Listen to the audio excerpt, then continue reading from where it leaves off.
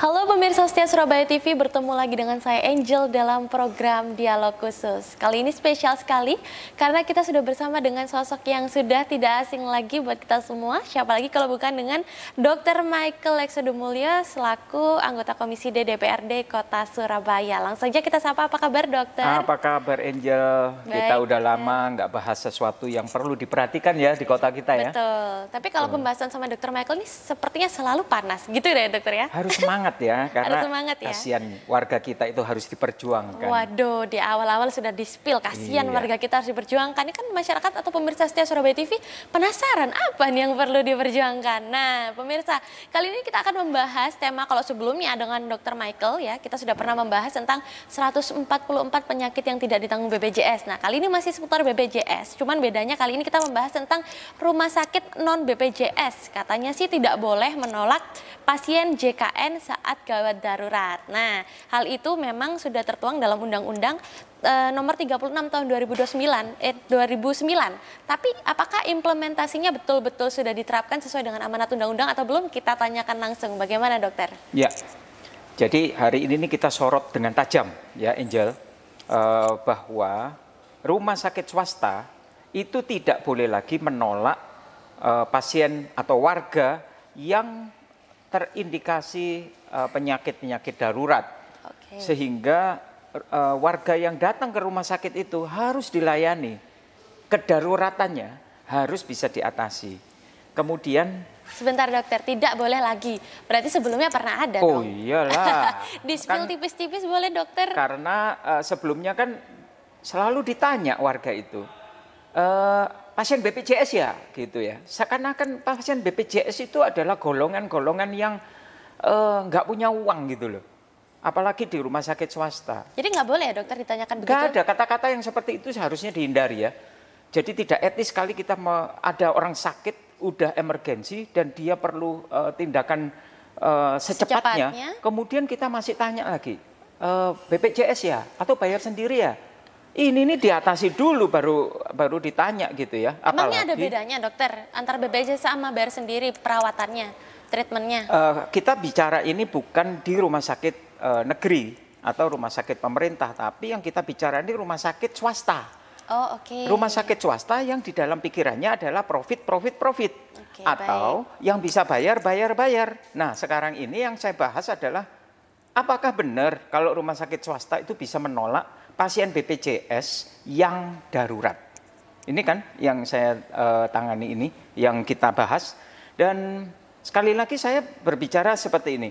Kalau misalnya ada tetangga atau warga sekitar atau masyarakat yang tidak jauh dari rumah seorang dokter, dia datang ke tempat dokternya, anak saya ini udah kejang, kemudian sesak napas dan dia butuh bantuan. Masa kita harus tanyakan, kamu pasien BPJS enggak? Apakah anak ini ditanggung oleh pemerintah? Enggak ada ceritaan itu. Bisa bayar nggak gitu ya? Bisa bayar enggak?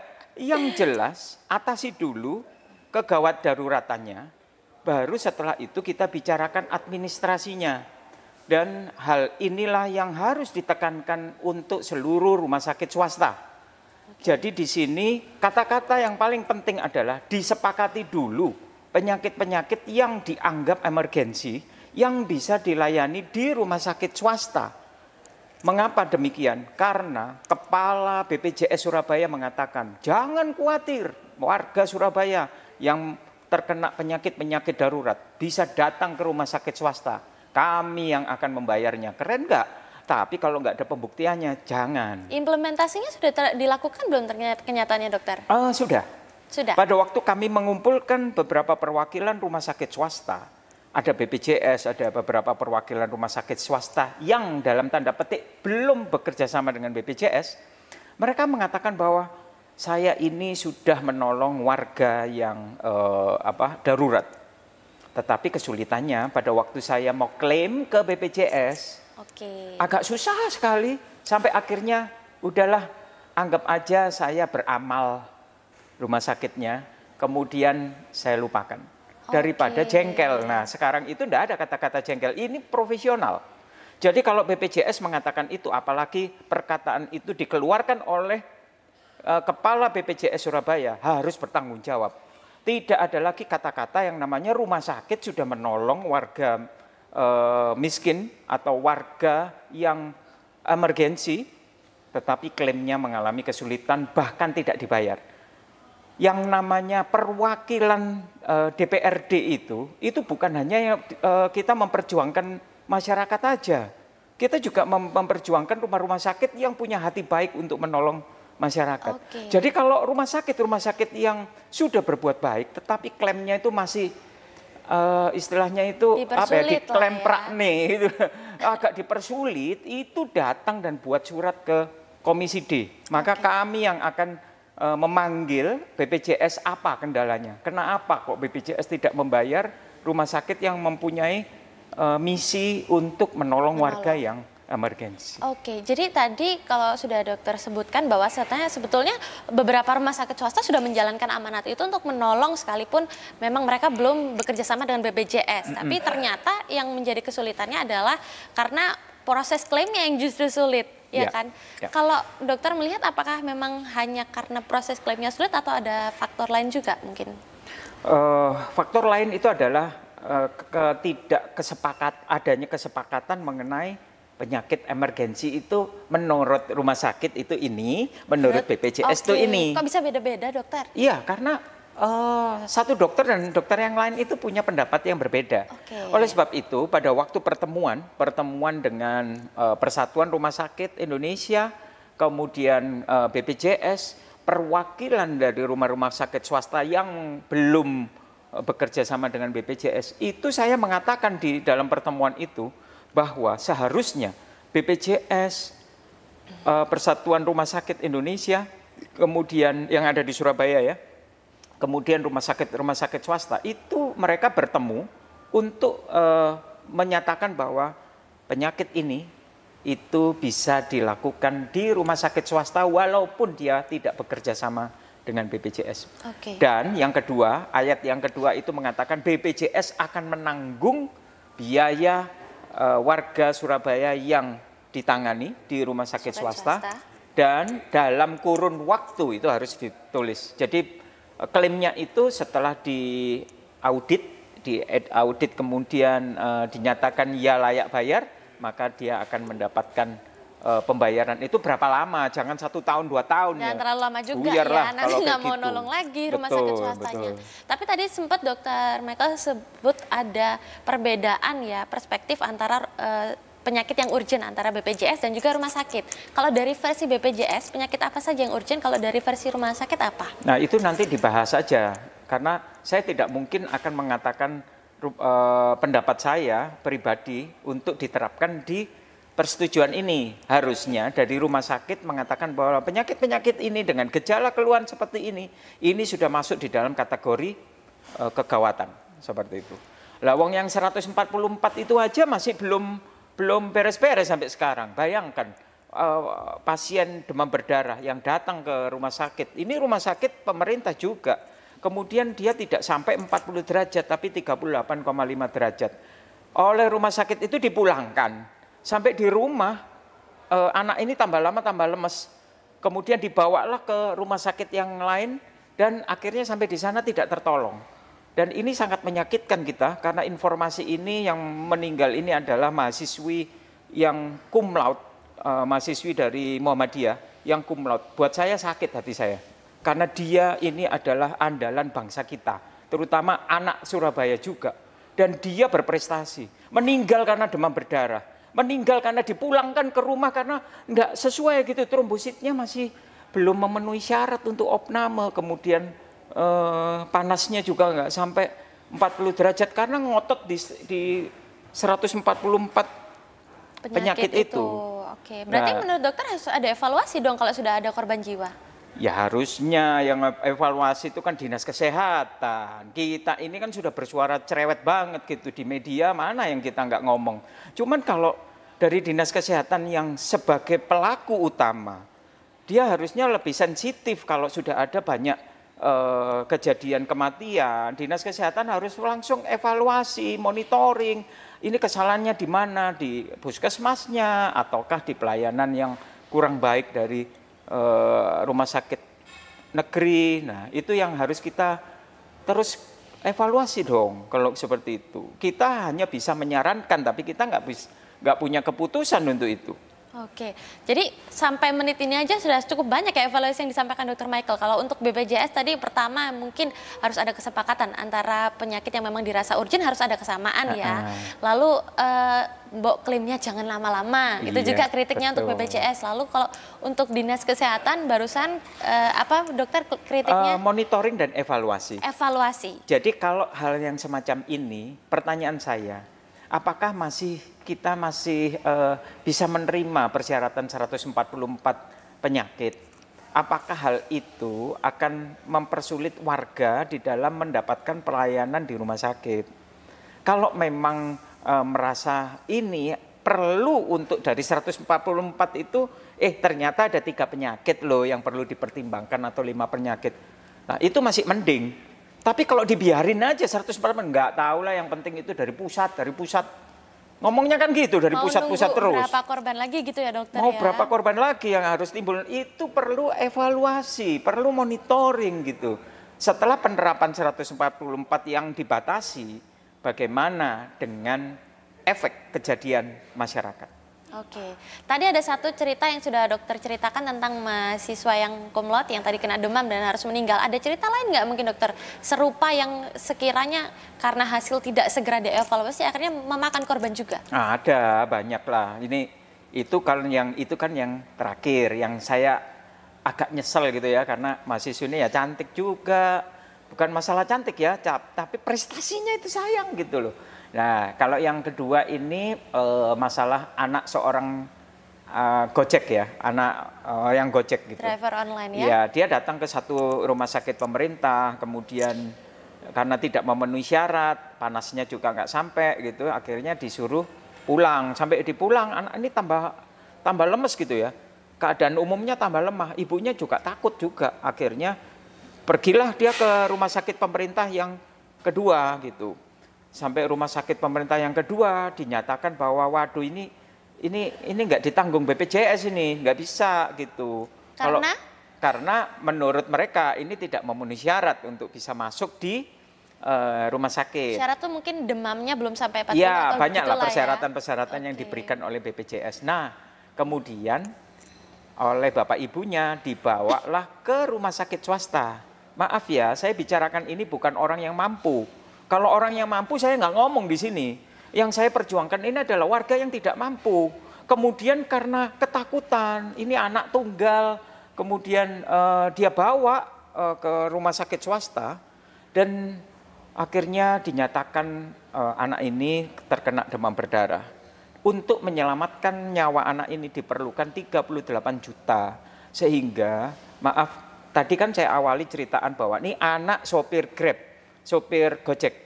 Dan dia harus menggadaikan kendaraannya. Menggadaikan kendaraan yang untuk makan keluarganya. Untuk mata pencariannya justru untuk mata pencariannya.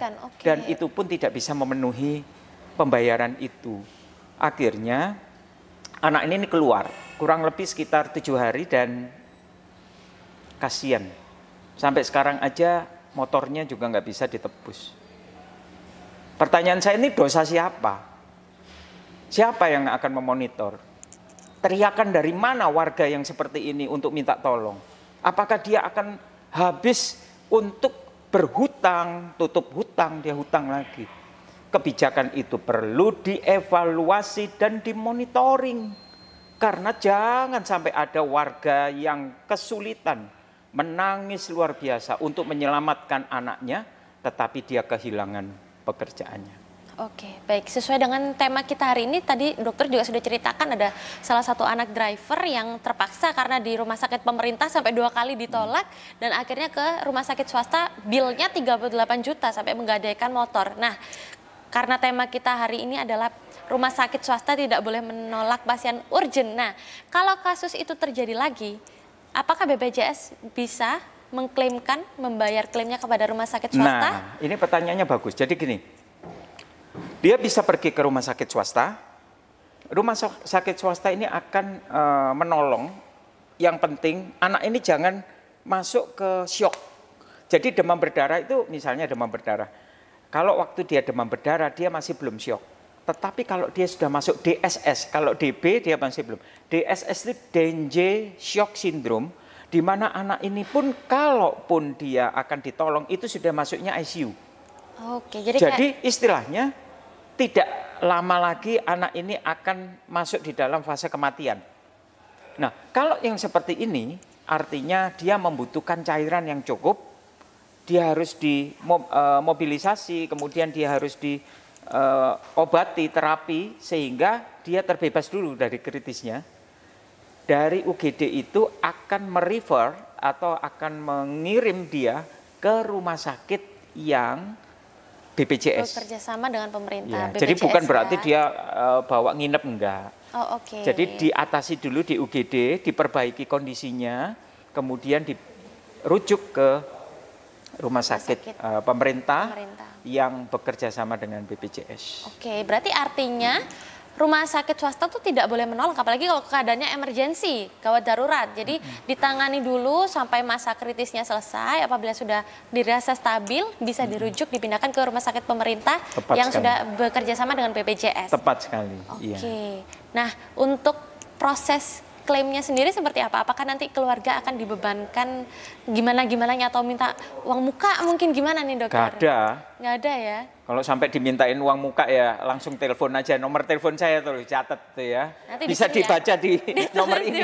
Semoga aja nggak kelupaan tuh nulisnya. 0815 10 67 89 10. Saya sebagai dokter rakyat menjadi pejuang warga Surabaya. Oke, ingat ya pemirsa setia Surabaya TV, kalau mengalami kejadian serupa, mengalami penolakan di rumah sakit pemerintah, apalagi rumah sakit swasta juga ya, bisa melaporkan ke nomor Dr. Michael yang ada di bawah ini. Kita lanjutkan ya dokter ya. Ini kalau misalnya dokter seperti yang tadi dokter sudah sebutkan, rumah sakit swasta itu juga mengalami kesulitan dalam mengklaim ya. Itu mungkin menjadi pemicu juga rumah sakit swasta akhirnya menolak pasien. Tapi kan tentu ada sanksinya karena sudah ada dalam undang-undang tadi bahwasanya nggak boleh menolak. Sanksinya itu berupa apa dokter? Sanksinya tentu akan ada evaluasi untuk perpanjangan surat izin rumah sakit. Rumah sakit. Sampai segitunya ya, ya, dokter ya? Dan itu yang mengeluarkan sekali lagi ya Dinas Kesehatan dan banyaklah di Pemkot itu. Jadi istilahnya jangan sampai seperti itu karena kalaupun klaimnya itu mangkrak atau kesulitan di dalam pembayaran, ayo kita diskusi di Komisi D. Jadi di Komisi D ini ada tugas-tugas yang diberikan bukan hanya dari warga saja, tetapi dari institusi yang melakukan perbuatan baik atau pelayanan yang baik untuk warga, memperjuangkan, tetapi tidak mendapatkan haknya di dalam pembayarannya.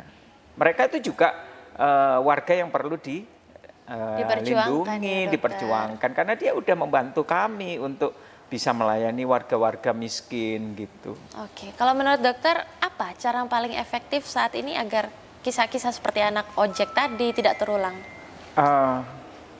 Sekali lagi, saya mengharapkan Persatuan Rumah Sakit Indonesia itu bisa membuat MOU atau perjanjian tertulis untuk kesepakatan penyakit-penyakit yang nanti akan ditangani bersama di rumah sakit swasta ataupun rumah sakit pemerintah ya. Jadi kita tidak ada berbantah-bantahan, ini diagnosanya nggak ada dari mana. Ini kan ada kesepakatan gitu. Nah kemudian Dinas Kesehatan juga harus bisa memberikan input maupun evaluasi dan monitoring.